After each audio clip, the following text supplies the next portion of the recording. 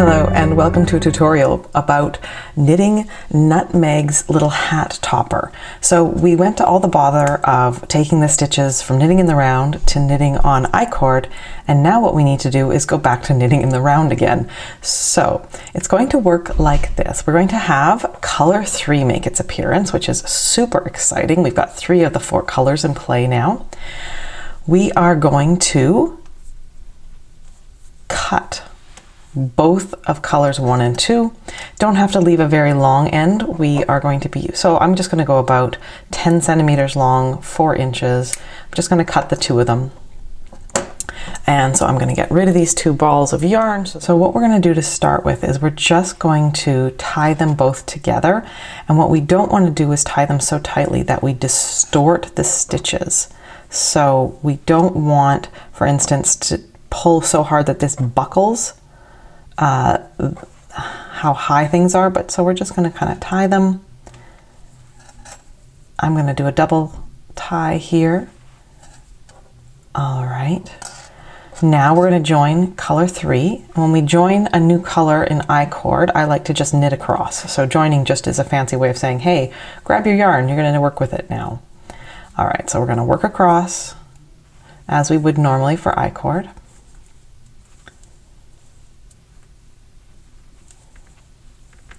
Okay. Slippery metal needles, but they I use these ones because they help. The colored ones show up with almost every color of yarn, and it really helps for the tutorials.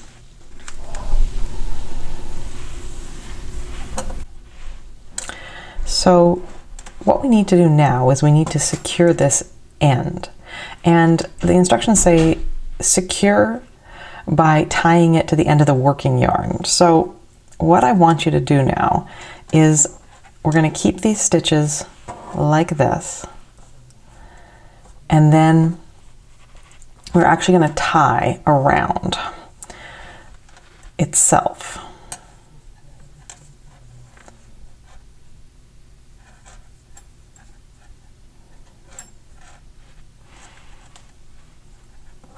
Okay, so the ends are coming up. We're going to tie this, and we're going to tie it so that it looks about the same width as I-cord. I'm going to tie it again. And now this end is going to be one of the ends we work around as we work the rest of the hat topper. So what does row 2 say of the I-cord? It says continue to work as for I-cord, but knit front and back all. So I need to come kind of around, make sure those ends are flipped up. So now I'm going to knit front and back all.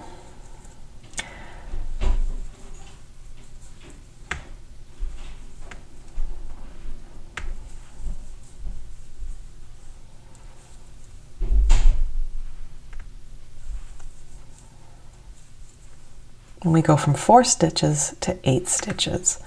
We've just knit across, increasing all of those stitches. It's now a bit crowded. I no longer want to work this as I-cord, and so we're going to rearrange for working in the round. So with DPNs, that just means I'm going to distribute them. I'm going to do half on the first needle, and then I'm going to do a quarter each on 2 needles, so that's 4 and then 2 and 2. For other methods of working in the round, you would probably like to split it with 4 and 4. One trick to remember is to always keep the ends coming out of the middle of this. So it's going to get a little bit like a little bit of a gnome rainbow here. We're going to always have coming out of the top. All right, so we've got our stitches joined, or we've got them distributed for working in the round. I've got 4, 2, and 2 for DPNs. And what I'm going to do now is I'm going to hold this and I'm going to get ready to work. And we are going to knit front and back all again. So we're doing a really rapid increase here. And my yarn is, there we go, that's where that needs to come off. All right, so we're just going to knit front and back all again. So after that round, we have 16 stitches on our needles, 8, 4, and 4, or if you're working the other methods of in the round, be 8 and 8. Again, we've got these ends coming out the middle. Don't worry about them. We are going to actually use them to stuff the ball in a little bit, so we're just going to keep working around and around them. Now we knit plain. The knit front and back is an increase that creates little purl blips, little nudges, and what we want to do is we're going to switch now to E-loops because they're a little more invisible and this part of the ball will be a little more visible. So we're just going to go and we're going to switch to the E-loops.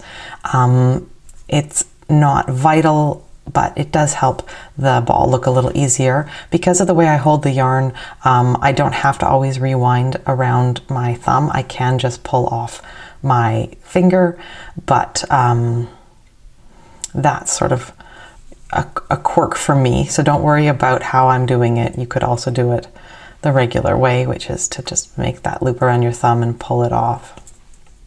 There's a separate video for that. So to show you that again, we've got our knit stitch. I'll do a regular E-loop. So I'm going to put it around my thumb. I'm going to pull that loop off my thumb. I'm going to get my hand out of my own way. Now I've got that loop on there, that stitch is made. And it's time to increase again. It's a little bit like wrestling a hedgehog, but I think gnomes are cute enough that they're worth it. And the nice thing about the clues is that right now you've got nothing to do but be patient and make this work. So even if you're frustrated, I just encourage you to slow down, breathe deep, and remember that even a wonky gnome is a gnome. And it will bless your house with love and ridiculousness, which is really what this knit along is all about. So don't worry too much if things look a little weird. That just makes your nutmeg all that much more special. I've knit to the point where we need to stuff things. So the ends that we've been working around, they can just get stuffed down in there. You will probably need to add a bit of stuffing. As you can see, that's not enough to stuff our ball. So one of the things I'd like to recommend is this is actually a really good place to use little ends from other projects. It just feels nice to know that those ends are not yarn that's going to a landfill or whatever. So that's looking like it needs more, but definitely not this much more. So I'm just going to cut this up a bit. When we're stuffing the ball, we don't want it to be too stiff and too heavy.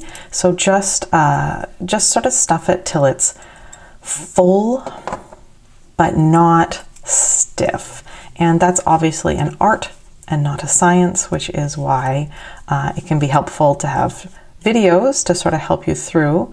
All right, how's that looking? Yeah, that's looking better. Maybe I'll do one more end to just make it a bit rounder. Let's see, where's a shortish one? None of them are shortish. Well, that's medium short. Let's see, if I put that in, what'll it look like? Of course, you can use other fluffy stuffing options and rovings and things like that. But that's looking pretty good. That's sort of full, but it's not stiff and it's not really heavy. So there you go. I'm actually going to take that one out. I think I will like it better like that. Yeah. Okay, so that's just going on gut feel. Now we close off the gnome, a little sort of, that's not really a jingle ball. I did contemplate putting one in here, and those of you who would like to do that, I just want to mention that if you do that, because of the way we are going to pick up stitches and work the body, you will be jingle jangling with every stitch you make almost. So that is something to think about. Definitely an option, very festive, but possibly also something that makes everyone in your house want to take your knitting needles away on a permanent basis. It's possible that you could leave it open at that point, just put the yarn on a waste needle or the stitches on waste yarn, finish the gnome, then stuff it with a jingle ball or a jingle bell and go on up with life with a jingle bell gnome. All right, so cutting the yarn, I'm going to thread it on my yarn needle. You got to go through all 4 stitches without having them slide out of the needles. This is a very slippery maneuver for me on these needles. So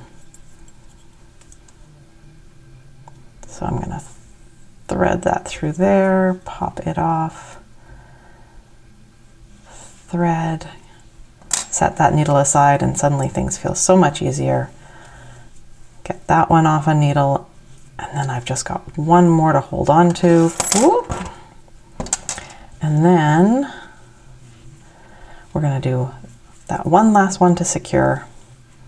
Now we've got them all nice and stable and they're not going anywhere. I'm going to pull that nice and snug. I'm going to have a look. I can see a little bit of the gray yarn through there, so I am going to use my needing to knit in or weave in the ends as a chance to make sure that that is as sort of round and flat as I can make it. But I'm also going to go and I'm just going to kind of use the end to weave that shut. I'm going through and I'm splitting the plies a bit as I go to fill that space. See how that's looking. Go and we'll just fill in over here. One of the nice things about toys is that ends can be used to do a lot. So just something to think about as you're finishing your toy. Ask yourself, is there something this end could be doing other than just getting buried? Is there something we could do to just make things look a little smoother or fuller or change things? If I push it here and tug it there, will that make things flatter or bumpier or wobblier?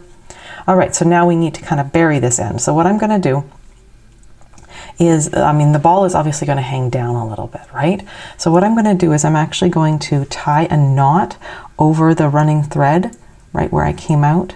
So between two stitches, there are little ladders, almost, of yarn between the two stitches. And I'm just going to use that to make a loop. I'm going to go through it once, and I'm going to tug it really, really tight. My nails, and then I'm going to go through the ball over to the other side, and depending on how things look here, I can now use that tail to tidy some stuff up, which I am just going to take an opportunity to do because that's looking a bit distorted there. So I'm just going to split that ply and that ply across, see if I can't sort of fill in that gap a little bit. Most of the time it will look completely invisible, and if you need to undo it, the nice thing is with knitting is knitting's easy to undo and redo. All right, so to get rid of that end, I'm just going to push it through the jingle ball. I'm going to grab my scissors. I've knotted it, so we're good. I'm going to pull it a little bit taut, snip it, and it'll just pop right inside the ball. All right, so I am not going to block my hat, but I am going to steam it. I'm a little nervous about all these colors, and I really want this white to stay nice and clean. My water reacts, the pH of my water reacts with some of the dyers, and so rather than giving this a soak, I'm just going to give it a steam. You may not even need to do that because we will be stuffing the hat, and so it will become round and kind of pushed out. One note about sewing in this end, because this hat was sort of created to roll, we don't want the end to be sewn in on this side. So when you're weaving in that end, weave it in on the right side in these first couple rows that will roll. And remember to leave on the stitch marker that we use to mark the first stitch of the round, because it's going to make it a little easier for us to make sure that we've got the body lined up sort of in the right spot when we go to pick up stitches for that step. Hope this helped you. I hope you like your little hat topper, and I wish you happy knitting and happy gnoming.